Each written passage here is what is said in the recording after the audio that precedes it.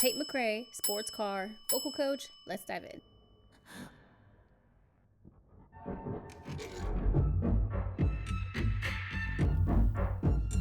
Hey. Okay, is it just me or does this sound like I'm telling you to loosen up my buzz, baby? Does it sound like that by the Pussycat Dolls? I need to check. I'm sorry. They're doing this in music now where they're just sampling old stuff. You know what I'm saying? Does that mean I'm old? Yes, I was right. That is exactly what happened. All right. Life can continue.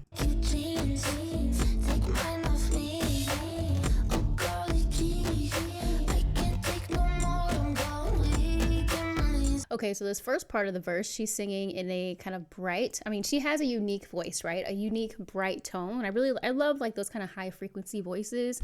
But anyway, so she's singing in a higher tone. It's her natural tone, but it's also a lot of air. Da da da, da da da. So she's not really getting a whole lot of vocal fold closure on it. Let's keep going.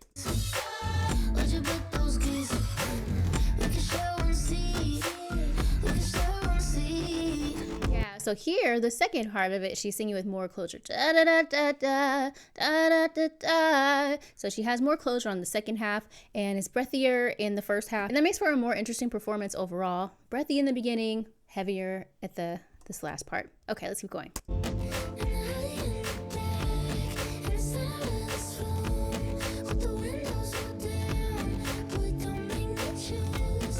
Okay, so here on this pre-chorus, she's singing in her falsetto,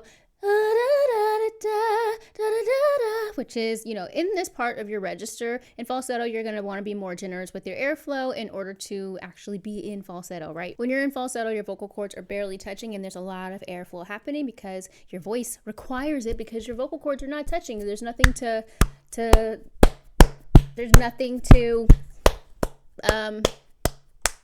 what am I trying to say? There's nothing to prevent the air from coming out. Okay, yes, because your vocal cords are like a valve, right? Valve. They're like a valve. Anyway, if you struggle with singing in falsetto, I actually have a tutorial on this channel. Let's keep going.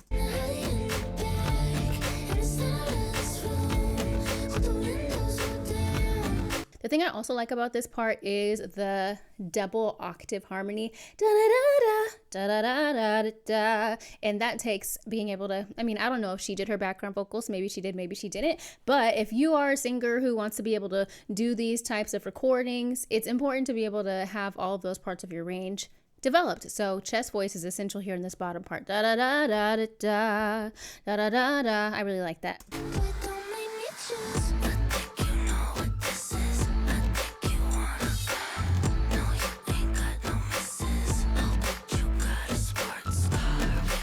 Okay, so right here, she is being more syncopated with everything, right? Ta ta ta ta ta ta ta ta ta ta ta ta ta. And so this is also called staccato, right? Ta ta ta ta ta ta ta, as opposed to the da da da da, which is more connected, more smooth, or legato, which is what it's called. Also, in this part, it's totally different from the verses in that there is no melody at all. So we have rhythm here, but there's no melody, and so she's just basically whispering. Da, da, da, da, da, da. And that is very demanding on the voice. Whispering is very demanding on the voice. It can be really harsh on the voice, and it definitely requires a lot of air. But it's really, really cool. It's taking me back to, hey, how you doing, little mama? Let me whisper in your ear. Tell me everything that I want to hear. That's gonna be very hard to perform. So yeah. But anyway.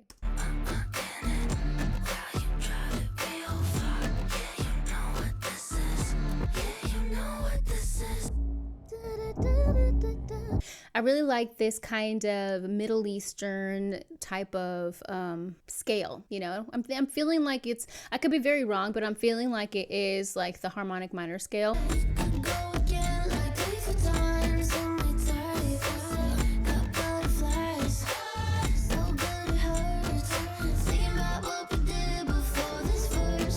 So again, in this second verse here, she is definitely, I feel like, coming in stronger in the second verse than she did at the beginning of the first verse. It was a lot more da da da, but still she is in a lighter chest register, I would say. So she's not like super duper breathy, but she's still kind of in a lighter register here until she gets to the very last line. Let's see. So lighter meaning that there is some vocal fold closure, but there is still a bit of airflow that's going through.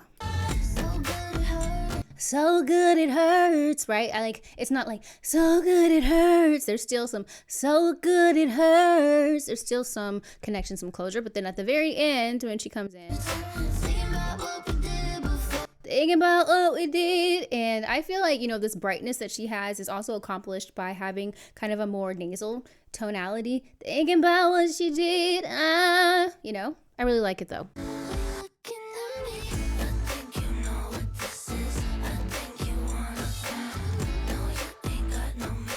Okay, on this part of this song, she's doing the whisper, but this time there's actually some phonation happening and there's actually melody happening. Da da da da da da da da da da da da. So whereas before it was like da da da, or it was like da da da da da da da. So again, adding another element, adding something new, introducing something new to the song, to keep it interesting for the listener.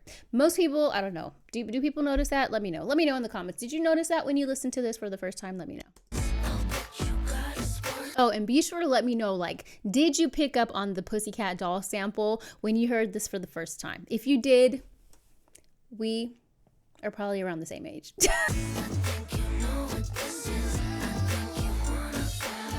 So even on this chorus here, on this part, I think you know what this is. She has that going on in the chorus along with the I think you know, or however the melody of the chorus goes, which is really cool.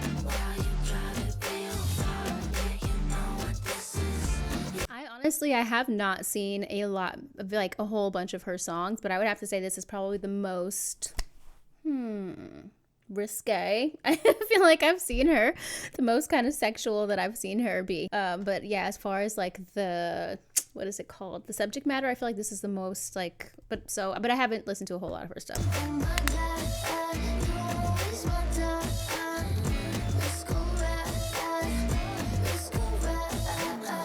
On this kind of bridge or vamp at the end, she's doing some really cool things with her onsets of certain words. So when she's saying, oh my god, you don't wanna die, so those onsets that she's using, they're actually called glottal stops. And basically your onset has to do with the way that you approach singing a note. So you can either have an aspirate onset where you're going to be leading with air, ha, ha, ha, where your vocal cords are basically open. They're not really touching.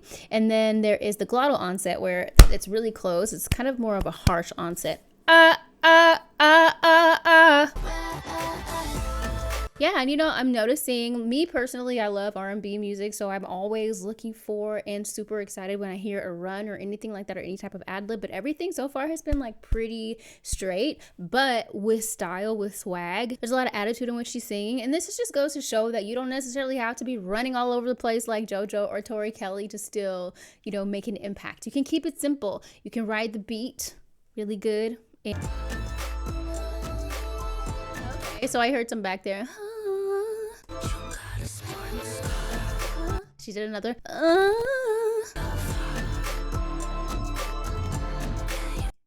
That was dope. I'm definitely gonna be adding this to my gym playlist, okay? When it comes to Tate McRae, she demonstrated a bunch of different things here. She has options with her voice, and that's what it's all about, is being able to have options. Being able to sing with closure, being able to sing without closure, being able to harmonize. If you feel like you don't have options when it comes to your voice, definitely check the pinned comment below, because I am a vocal coach and I do have a free community for singers where I help singers with things just like that. All right, thanks so much for watching. I'll see you guys on the next one. Bye!